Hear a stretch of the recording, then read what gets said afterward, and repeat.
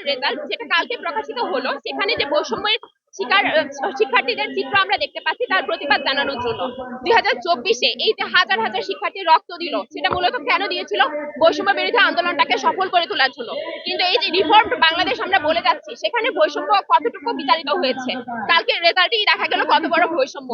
Medical ভর্তি পরীক্ষায় কালকে কাটমার্ক ছিল 73.5, কিন্তু তার চাইতে অনেক কম মার্ক পেয়ে কিছু কিছু শিক্ষার্থী ঢাকা মেডিকেল কলেজে ভর্তি হওয়ার সুযোগ পেয়েছে। এমনকি আমাদের মেডিকেল ভর্তি পরীক্ষায় পাস মার্ক 40, সে 40-এর সাথেও কম পেয়েছে 37.5।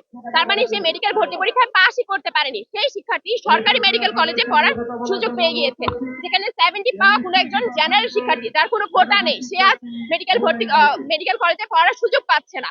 তাহলে যে পরীক্ষাটা নিয়ে হাজার হাজার শিক্ষার্থী এবং তাদের পরিবারের এত এত স্বপ্ন, তার চেয়ে তো বড় কথা যে পরীক্ষার মাধ্যমে ডাক্তাররা তৈরি হচ্ছে আমাদের স্বাস্থ্য খাতকে উন্নত করার জন্য, সেই পরীক্ষা নির্বাচন ব্যবস্থায় যদি এত ত্রুটিযুক্ত হয়, এত বৈষম্যের শিকার যদি শিক্ষার্থীদেরকে হতে হয়, তাহলে সেই স্বাস্থ্য ব্যবস্থার দিকে আমাদেরকে সেটা হচ্ছে প্রশ্নবিদ্ধ করে তুলছে।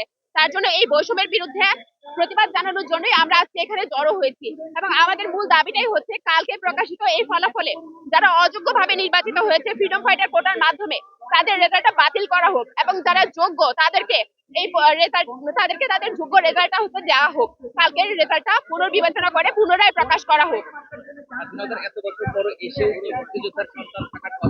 সেটাই মূলত কথা, যে 1971 সালে যে মুক্তিযুদ্ধ হয়েছে, সেই মুক্তিযোদ্ধার সন্তান 2025-এ এসে কখনোই মেডিকেল ভর্তি পরীক্ষায় বসার মতো একটা সিনারিও আসতে পারে না। সেক্ষেত্রে তাদের যে সার্টিফিকেট, সেটা আদৌ কতটা সত্য সেটা বিবেচনা করা হোক।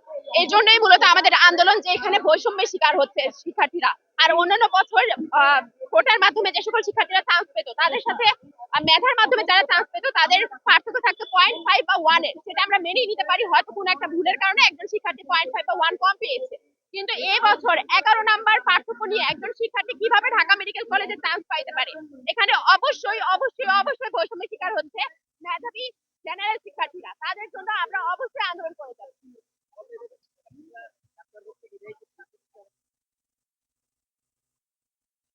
বলবো যে এতদিন আমরা 2 দিন পরপরই দেখা যায় যে পত্রিকার মধ্যে ডাক্তাররা মার খাচ্ছে, ডাক্তাররা ভুল চিকিৎসা দিচ্ছে, কিন্তু এই যে ডাক্তার নির্বাচনের প্রসেসটা বা প্রক্রিয়াটা, সেটা কতটুকু শুদ্ধ সেটার দিকে আপনাদের হচ্ছে প্রশ্ন করা উচিত। ডাক্তারদের যোগ্যতাকে রিফর্ম করার জন্য আমাদের উচিত ডাক্তারদেরকে আমরা যে ভর্তি করাচ্ছি বা মেডিকেল ভর্তি পরীক্ষার যে প্রসেসটা, সেটাকে রিফর্ম করা। মেডিকেল ভর্তি পরীক্ষায় যে 100টা এমসিকিউ প্রশ্ন আসছে, সেগুলোর উত্তর কেন দিয়ে দিচ্ছে না স্বাস্থ্য অধিদপ্তর? যদি তারা স্বচ্ছভাবে পরীক্ষা প্রসেসটা পরিচালনা করতে চায়, তাহলে তাদের উচিত 100টা এমসিকিউর আনসার দিয়ে দেওয়া। তাতে একজন শিক্ষার্থী, তার মনে কোনো আক্ষেপ থাকবে না যে আমার কোথায় ভুল গিয়েছিল, তার মনে ওই সংখ্যাটা আর থাকবে না, এবং এটা পরবর্তীতে যারা পরীক্ষা দিবে তাদের জন্য সহায়ক হবে। তাহলে হতেই পারে যে তার মাধ্যমে ভুল চিকিৎসা হইতে পারে, কারণ যে 70 পেয়েছে, যে 70 পেয়েও যে শিক্ষার্থীরা চান্স পাচ্ছে না, সে তো তার চাইতে বেশি যোগ্য, তার চাইতে বেশি মেধাবী বলাই যায়। তাহলে এখন ওই শিক্ষার্থীটা চান্স পেল না, যে কম মার্কস পেয়ে চান্স পেয়ে গেল, তার মাইন্ডসেট আপনার কি হয়ে গেল যে আমি কম করেই পাস করে যাচ্ছি, বা আমার পাওয়ার আছে, আমার কোটা আছে, তার মানে আমি কম করেই সবকিছু এড়িয়ে যাইতে পারবো। তাহলে সেই শিক্ষার্থীর কাছ থেকে এই ভুল চিকিৎসা আসার সম্ভাবনাটাও বেশি। প্রত্যাশা বলতে আপনি কি জানতে চাচ্ছেন? চাওয়াটা হচ্ছে এই যে ফ্রিডম ফাইটার ভোটার মাধ্যমে যে সকল শিক্ষার্থীরা, তাদের রেজাল্টটা বাতিল করা হোক, এবং নতুন করে যাদের হচ্ছে নাম্বারের ভিত্তিতে যারা আগে আছে, মেধার ভিত্তিতে যারা আগে আছে, তাদেরকে সুযোগ দেওয়া হোক। ফারহাদ তাবাসসুম অর্পা, ঢাকা মেডিকেল কলেজে প্রথম বর্ষের শিক্ষার্থী।